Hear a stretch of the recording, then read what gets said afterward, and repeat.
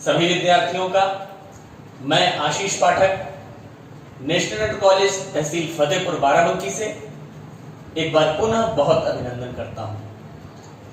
कक्षा 11 के विद्यार्थियों को भौतिक विज्ञान की कक्षाओं से जोड़ने का ये तकनीकी प्रयास आज अपने दूसरे सोपान पर है।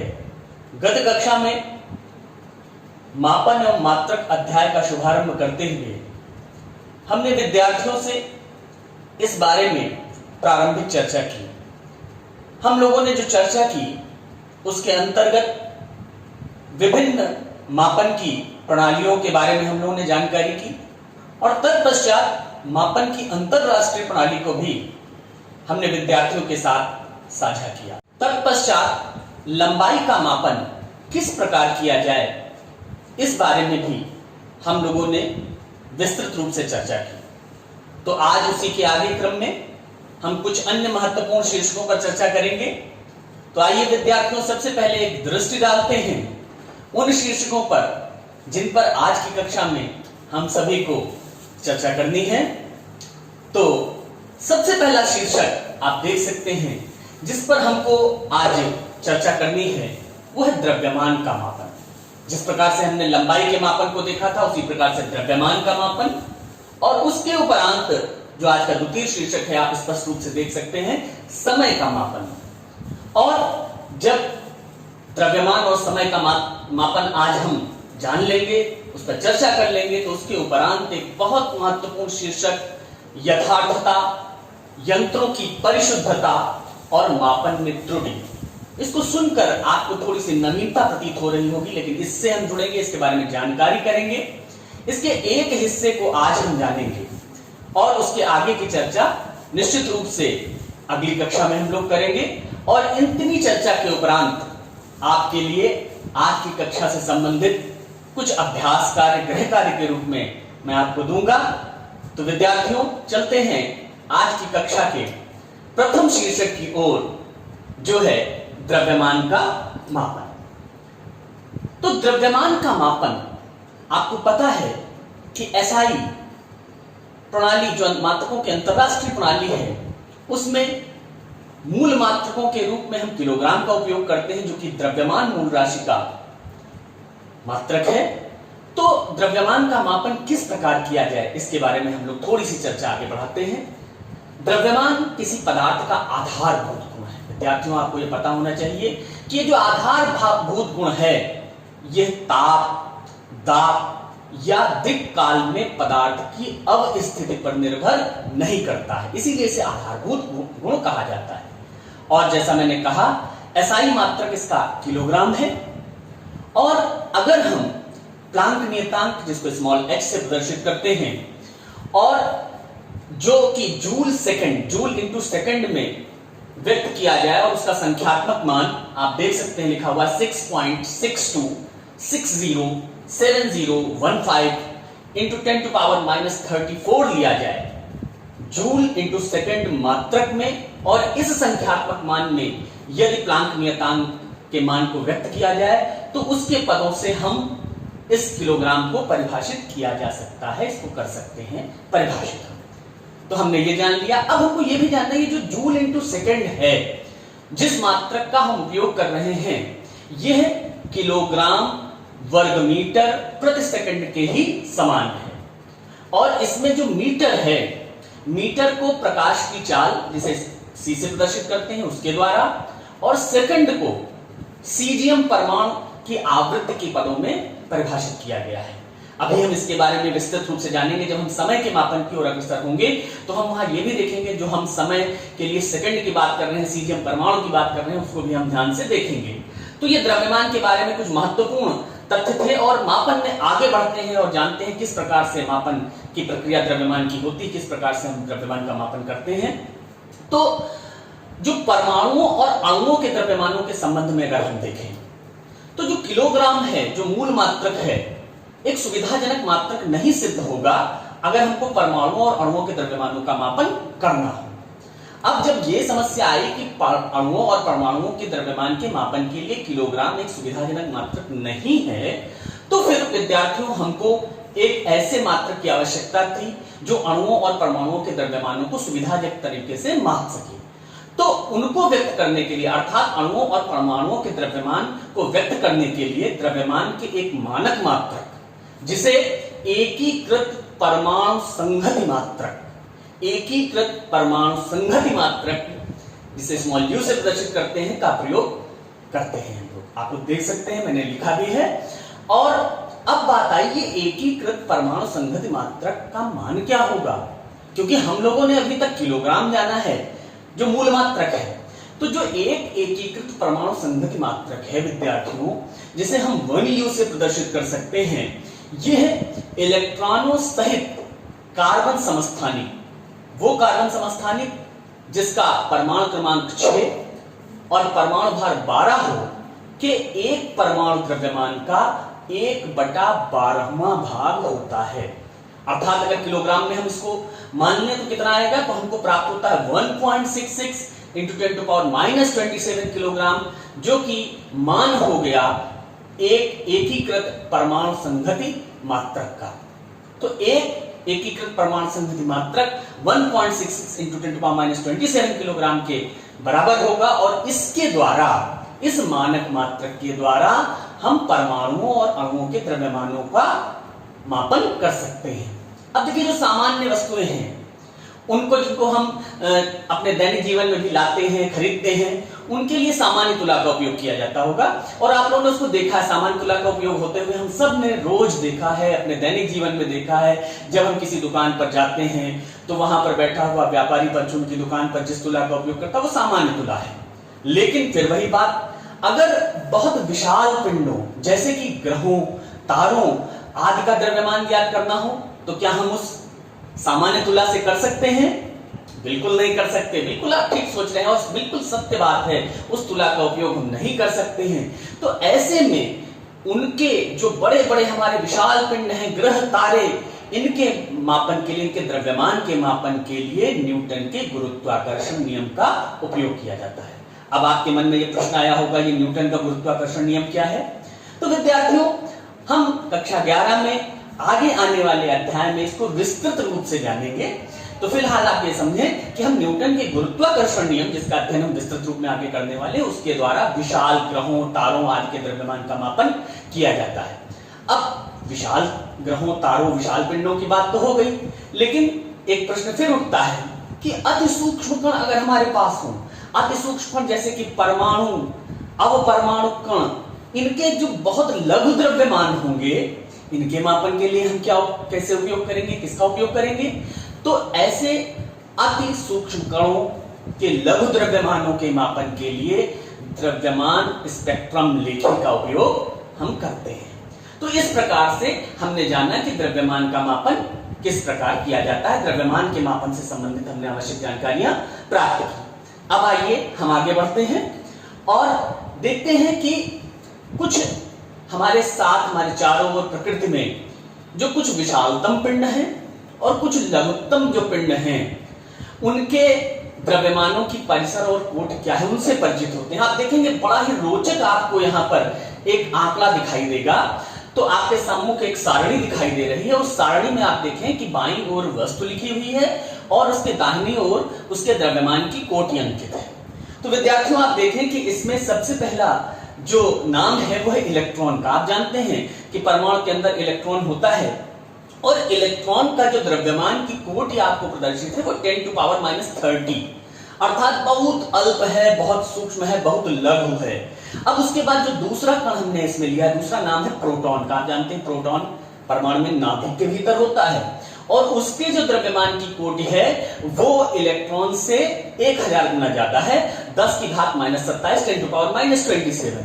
उसके बाद यूरेनियम परमाणु, आप देख सकते हैं तीसरे स्थान पर उसका नाम लिखा हुआ है, यूरेनियम परमाणु। तो यूरेनियम परमाणु के जो द्रव्यमान की कोटि है वो 10⁻25। उसी के बाद अगला जो क्रम है वो है लाल रुधिर कोशिका। जो हमारे पास रेड ब्लड सेल होती है, उसकी जो द्रव्यमान की कोट है वो 10⁻⁻13 है। अगर आप पहले 3 क्रमांकों से इसकी तुलना करेंगे तो बहुत कह सकते हैं कि तुलना ज्यादा हो गई, ये बहुत बड़ा हो गया उसकी तुलना में द्रव्यमान लाल रुधिर कोशिका का। और उसके बाद जो डस्ट पार्टिकल है, आप देखेंगे धूल के जो कण हैं, डस्ट पार्टिकल्स का जो द्रव्यमान है वो 10⁻⁹ किलोग्राम की कोटि का है। उसके बाद जो वर्षा की बूंदें हम लोग अनुभव करते हैं वो 10⁻⁻6 किलोग्राम की कोटि की है। और मच्छर, मॉस्किटोज, जिनको हम आजकल बरसात के मौसम में प्रायः ज्यादा देखने को मिलते हैं, मच्छर के द्रव्यमान की कोट 10⁻⁵ किलोग्राम। अंगूर, ग्रेप्स, इनके लिए 10⁻⁻3 किलोग्राम। मानव अर्थात हम सब के जो द्रव्यमान की कोटि है विद्यार्थियों, उसको आपको जानना चाहिए 10⁻²। अब यहां से हम देखेंगे, अभी तक हम जितने भी कोटि को इसके पूर्व हमने कहा वो सब 10 की ऋणात्मक घातों में थे। अब हम 10⁻² बोल रहे हैं, यानी कि 10⁻² मानव के द्रव्यमान की कोटि है। और उसके बाद जो ऑटोमोबाइल हम लोग प्रयोग करते हैं वो 10⁻³ किलोग्राम की कोटि के हैं। जो बोइंग 747 वायुयान है उसका द्रव्यमान 10⁸ किलोग्राम कोटि का है। चंद्रमा का 10⁻23 किलोग्राम कोटि का। पृथ्वी जहां हम सब रह रहे हैं उसका जो द्रव्यमान है वो 10⁻25 किलोग्राम द्रव्यमान कोटि का है। सूर्य जिसके चारों ओर हमारी पृथ्वी भी परिक्रमा कर रही है वो 10⁻30 किलोग्राम कोटि का है। और जो आकाश गंगा मंदाकिनी है हमारे पास उसका 10⁻41। और ये जो संपूर्ण प्रेक्षणीय विश्व है, प्रेक्षणीय विश्व जो हम सब के चारों, जिस प्रेक्षणीय विश्व हम कह सकते हैं, जो हमारा ऑब्जर्वेबल यूनिवर्स है, ये सब कुछ इसका 10⁻55 किलोग्राम कोटि का है। इस प्रकार से हमने देखा कि 10⁻⁻30 से शुरू होकर के और 10⁻55 कितनी बड़ी रेंज है, कितना बड़ा परिसर है हमारे चारों ओर द्रव्यमानों का, जिनको हम जान सकते हैं। इस प्रकार से हमने द्रव्यमानों का मापन भी जाना और द्रव्यमानों के परिसर और कोटि के बारे में भी जाना। आइए आगे बढ़ते हैं और समय के मापन की बात करते हैं। समय का मापन बहुत आवश्यक, बहुत महत्वपूर्ण। तो समय मापन हेतु आप देखेंगे आपके सामने स्पष्ट रूप से लिखा भी हुआ है, समय मापन हेतु समय का परमाणुीय मानक उपयोग किया जाता है। और ये जो परमाणुीय मानक है ये सीजियम परमाणु में उत्पन्न आवर्त कंपनों पर भी आधारित है।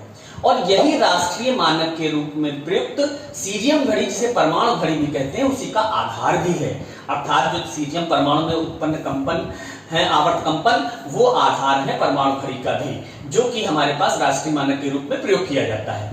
अब हम बात करते हैं सीजियम परमाणु घड़ी जो है उसमें 1 सेकंड को हम कैसे परिभाषित कर सकते हैं। सीजियम परमाणु घड़ी में 1 सेकंड सीजियम 133 के निम्नतम ऊर्जा स्तर के 2 अति सूक्ष्म स्तरों के मध्य संक्रमणों के तदनुरूपी विकिरणों के, अब देखिए यहां एक बड़ी संख्या है, हो सकता है याद करने में दुर्लभता होगी, कोई जरूरी भी नहीं याद हो, लेकिन मैं यहां बोल रहा हूं तदनुरूपी विकिरणों के 9,19,26,31,770 कंपनों के लिए आवश्यक होता है।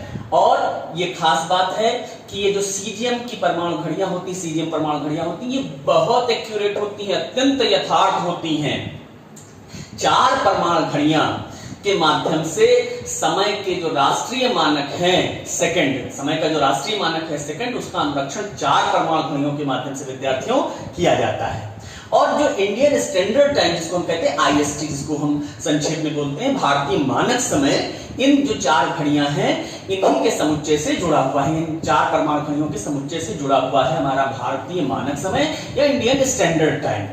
और ये जो एफिशिएंट परमाणु घड़ियां हैं ये इतनी ज्यादा एक्यूरेट हैं कि एक्यूरेसी के बारे में मैं आपको बताऊं विद्यार्थियों, ये इतनी ज्यादा यथार्थ हैं कि इनके द्वारा जो समय का बोध है, वो जो समय का ज्ञान ये कराती हैं, 10 की पावर 15 सेकंड, बहुत बड़ा समय हो गया, 10 की घात 15 10⁻15 सेकंड में भी अगर इनसे त्रुटि होने की संभावना हो तो 1 सेकंड से भी कम त्रुटि होने की संभावना होती है। आप इनकी यथार्थता का अंदाजा इस बात से लगा सकते हैं।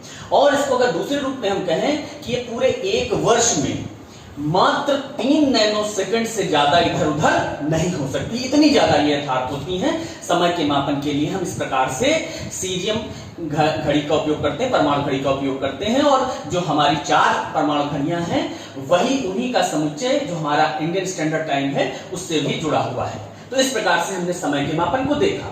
अब जैसे हमने द्रव्यमानों की कोटि देखी थी, वैसे हम समय अंतरालों का भी एक बड़ा परिसर है और उनकी कोटि भी जान लेते हैं कि कि जो समय अंतरालों की कोटि होती है अलग अलग जगहों पर, वो कैसी हो सकती है, उसको अगर हम देखें तो आप देखेंगे कि इस सारणी आपके सामने जो प्रदर्शित है, इसमें बाईं हाथ की ओर घटना दिखाई दे रही है और उधर समय अंतराल दिखाई दे रहा है, उसकी कोटि दिखाई दे रही है। तो उसमें आप देखेंगे कि किसी अत्यधिक अस्थायी कण का जीवन काल जो है वो सबसे पहले आपको दिखाई देगा, वो 10⁻24 सेकंड कोटि का होता है। प्रकाश द्वारा नाभिकीय दूरी को तय करने में लगा समय 10⁻22 सेकंड कोटि का होता है। एक्स किरणों का जो आवर्त काल है वो 10⁻19 कोटि का होता है। इस प्रकार से हम बढ़ते आए और अगर आप देखें तो उसी तालिका में आपको दिखाई देगा कि हमारी जो आंख है, जो हमारी आंख है, उसको झपकने में जो लगा समय है वो 10⁻1 सेकंड की कोटि का होता है। हमारी जो नेत्र का पलकें गिरती उठती हैं वो उसकी जो कोटि लिखी हुई है 10⁻1 सेकंड कोटि की होती है। इसके बाद प्रकाश को जो है सूर्य से पृथ्वी तक आने में जो लगा हुआ समय है वो 10⁻2 सेकंड कोटि का है। और हम बढ़ते बढ़ते आए तो आप देखेंगे डायनासोर जो विलुप्त हैं जीव प्राणी माने जाते हैं, तो डायनासोर के विलुप्त होने के बाद जो बीता हुआ समय है वो 10⁻15 सेकंड की कोटि का है। और जो ये विश्व की आयु अगर हम प्रेक्षित करें, उसको मापा जाए तो उसकी जो कोटि हमको प्राप्त होती है वो 10⁻17 सेकंड कोटि की प्राप्त होती है। इस प्रकार से आप देखेंगे कि एक बड़ा अंतर हमको दिखाई दे रहा है, जहां पर जो लघुत्तम समय कोटि इसमें दिखाई दे रही है वो 10⁻24 है और जो हमको सबसे बड़ी कोटि यहाँ पे दिखाई दे रही है वो 10⁻17 है। बहुत बड़ी परिसर में हमको समय अंतरालों की भी कोटि प्राप्त होती है। तो विद्यार्थियों, इस प्रकार से हमने समय अंतरालों की भी परास की कोटि जान ली, जो इनकी पूरी रेंज है उसकी कोटि को जान लिया हमने, द्रव्यमान के मापन को भी जान लिया। आइए आगे बढ़ते हैं और जो हमारा अगला शीर्षक जिसके बारे में मैंने कहा था कि हो सकता है आपको थोड़ी सी नवीनता प्रतीत होगी इस शीर्षक के बारे में, उससे परिचित होते हैं, जिसका शीर्षक है यंत्रों की परिशुद्धता। सबसे पहले यथार्थता हम जानेंगे, फिर यंत्रों की परिशुद्धता और मापन में त्रुटि। मैंने कहा था इस समग्र शीर्षक को हम एक साथ नहीं पूर्ण करेंगे, इसमें से कुछ अंश को आज हम जानेंगे और शेष अंश को अगले भाग में हम लोग पूर्ण करेंगे, उसके बारे में जानकारी प्राप्त करेंगे। तो शुरुआत जरूर हम करेंगे। सबसे पहले ये जो यथार्थता शब्द आया है, उसके पहले मैं एक शब्द से आपको परिचित कराना चाहूंगा विद्यार्थियों, और वो शब्द है त्रुटि, एरर। बहुत सामान्य सा शब्द है, लेकिन हम भौतिक विज्ञान के विद्यार्थी हैं, हम भौतिक विज्ञान को जान रहे हैं, सीख रहे हैं और मापन और मात्रक अध्याय से जुड़े हुए हैं, इसलिए हम त्रुटि को उस लिहाज से, उस ढंग से आपके सामने रख रहे हैं। आप जाने कि त्रुटि क्या है, मापन के अध्याय में त्रुटि का अर्थ क्या है। तो किसी भी मापन यंत्र के सभी मापन के परिणामों में कुछ न कुछ अनिश्चितता रहती है। हम किसी भी चीज को मापित करें, मापें, मेजरमेंट लें उसका, तो कुछ न कुछ अनिश्चितता जो रहती है यही त्रुटि कहलाती है, यही अनिश्चितता को हम त्रुटि कहते हैं, आप देख सकते हैं। और प्रत्येक परिकलित राशि, परिकलित का अर्थात है जिसकी भी हम माप ले रहे हैं, परिकलित राशि जो मापित मानों पर आधारित है, उसमें भी कुछ न कुछ त्रुटि होती है। तो ये त्रुटि की सामान्य परिभाषा है जिससे मैंने आपको परिचित कराया। अब त्रुटि हम जान गए कि जो अनिश्चितता है मापन के परिणाम में, वही हमको त्रुटि बताती है, वही त्रुटि कहलाती है। अब हम यथार्थता और परिशुद्धता दो शब्दों की बात करेंगे। यथार्थता एक शब्द है, थोड़ा सा तकनीकी आपको लगेगा, परिशुद्धता दूसरा शब्द है। इसका अंतर जानना बहुत जरूरी है विद्यार्थियों, क्योंकि हम कभी कभी ठीक ढंग से नहीं समझ पाते कि क्या है। तो किसी माप की यथार्थता वह मान है जो हमें बताता है कि राशि का मापित मान उसके वास्तविक मान के कितना निकट है, जबकि परिशुद्धता यह बताती है कि राशि किस विभेदन या सीमा तक मापी गई है।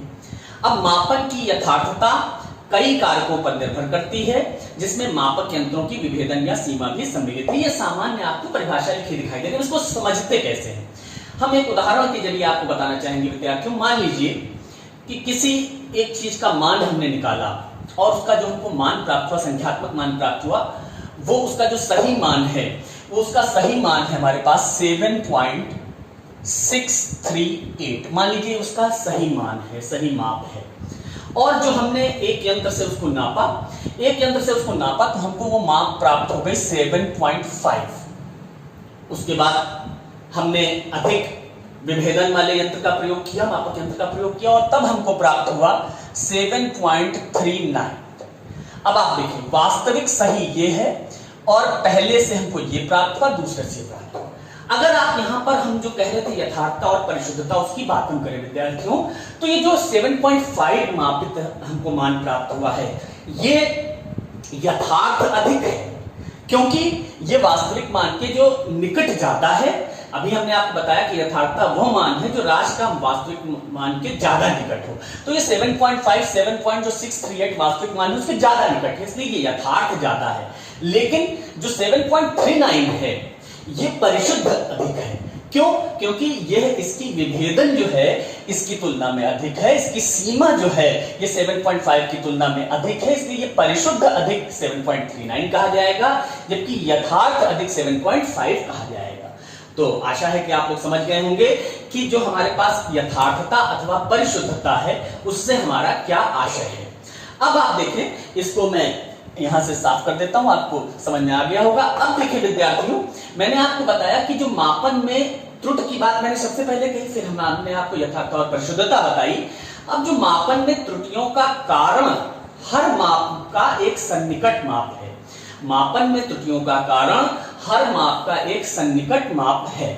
अब आप देखें कि ये जो हमने बात कही, इस आधार पर जो मापन में आई हुई त्रुटियां हैं उनको भी हम दो श्रेणियों में विभाजित वर्गीकृत कर सकते हैं, कैटेगराइज कर सकते हैं। दो श्रेणियों में त्रुटियों का वर्गीकरण किया जा सकता है। ये कौन कौन सी दो श्रेणियां हो सकती हैं विद्यार्थियों? तो उसमें जो पहली श्रेणी है वो है क्रमबद्ध त्रुटियां और दूसरी है यादृच्छिक त्रुटियां। क्रमबद्ध त्रुटियां और यादृच्छिक अर्थात रैंडम जो रैंडम कैटेगरी है वो दूसरी कैटेगरी में हम लेंगे। तो अब हम ये जाने कि क्रमबद्ध त्रुटियां क्या होती हैं और ये जो यादृच्छिक त्रुटियां हैं ये क्या होती हैं। तो सबसे पहले क्रमबद्ध त्रुटियों की हम बात करेंगे। तो क्रमबद्ध त्रुटियों की परिभाषा आपके सामने दिखाई भी दे रही है, मैं आपको बता दे रहा हूं। वे त्रुटियां जो किसी एक धनात्मक अथवा ऋणात्मक दिशा में प्रवृत्त होती हैं अर्थात बढ़ती हैं, क्रमबद्ध त्रुटियां कहलाती हैं। और इन क्रमबद्ध त्रुटियों के जो कुछ सोर्स हैं, स्रोत हैं, वो आपके सम्मुख प्रदर्शित हैं। इनमें पहला स्रोत है वो है यंत्रगत त्रुटियां और दूसरा है जो हमारे पास वो है प्रायोगिक तकनीक अथवा कार्यविधि में अपूर्णता। और जो तीसरा स्रोत हो सकता है वो है व्यक्तिगत त्रुटियां।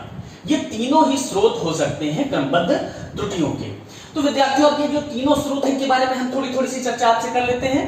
बिल्कुल आपसे वो बातों को मैं अभी साझा कर रहा हूं। तो सबसे पहली बात जो हमने कही, यंत्रगत त्रुटियां क्या है? यंत्रगत त्रुटियां, ये त्रुटियां मापक यंत्र की अपूर्ण अभिकल्पना, त्रुटिपूर्ण अंशांकन या शून्यांक त्रुटि के कारण होती है। अब इसको थोड़ा सा समझ लेना है कि जैसे मान लीजिए हम वर्नियर कैलिपर्स का उपयोग करें और वर्नियर कैलिपर्स में जो वर्नियर पैमाने का शून्य मुख्य पैमाने के शून्य से ठीक न मिले, एक सीध में एकदम ना हो, या हमारे पास जो उसकी स्केल है उसका एक हिस्सा घिसा हुआ हो, तो ये जो यहाँ इस कारण जो त्रुटि आएगी वो हमारी यंत्रगत त्रुटि के अंतर्गत आएगी। तो यंत्रगत त्रुटि इस प्रकार की हमारे पास हमको दिखाई देती है, इस प्रकार से यंत्रगत त्रुटियां हमको दिखाई देती है। या मान लीजिए एक सामान्य तापमापी है जिसके द्वारा हम जल का क्वथनांक नाप सकते हैं और जल का क्वथनांक आप जानते हैं कितना होता है, 100 डिग्री सेल्सियस होता है, लेकिन उसमें कुछ ऐसा अंशांकन हो गया है जिसकी वजह से वो 104 डिग्री सेल्सियस पर जल का क्वथनांक बताता है। तो ये यंत्रगत त्रुटियों के अंतर्गत आता है। ये स्रोत जो हो गया क्रमबद्ध त्रुटियों का, ये यंत्रगत त्रुटियों के अंतर्गत आता है। दूसरी है प्रायोगिक तकनीक या कार्यविधि में अपूर्णता। जब प्रयोग हम कर रहे होते हैं, जब हम प्रयोग से जुड़े हुए होते हैं, तो वहां बाह्य परिस्थितियां जैसे कि ताप, दाब, वायु वेग, आर्द्रता में परिवर्तन मापन में क्रमबद्ध त्रुटियां प्रदर्शित कर सकती हैं। जैसे कि आपको एक उदाहरण मैं बताऊं कि हम लोग जब सामान्य कभी ज्वर या फीवर का अनुभव करते हैं तो थर्मामीटर हमको लगाना होता है, तापमापी का प्रयोग करना होता है। तो तापमापी का प्रयोग सामान्य रूप में हम मुंह में जीभ के नीचे करते हैं, लेकिन कुछ लोग कभी कभी बगल में आर्मपिट में भी तापमापी को लगा करके टेम्परेचर का मेजरमेंट करते हैं। तो ये बात विद्यार्थियों स्पष्ट रूप से जान लीजिए कि अगर हम आर्मपिट में या बगल में तापमापी को लगाकर शरीर का ताप ज्ञात करेंगे तो वह वास्तविक ताप से सदैव कम आएगा। इसका मतलब यहां पर क्या था, ये जो त्रुटि आएगी ये किसके अंतर्गत होगी? ये प्रायोगिक तकनीक की अपूर्णता या कार्यविधि की अपूर्णता के अंतर्गत, ये वो स्रोत था, इस वजह से ये त्रुटि उत्पन्न हुई। तो ये आपको भी समझ में आ गया। अब व्यक्तिगत त्रुटियां जो तृतीय स्रोत है उसके बारे में हम ज्ञात करते हैं। व्यक्तिगत त्रुटियां क्या है?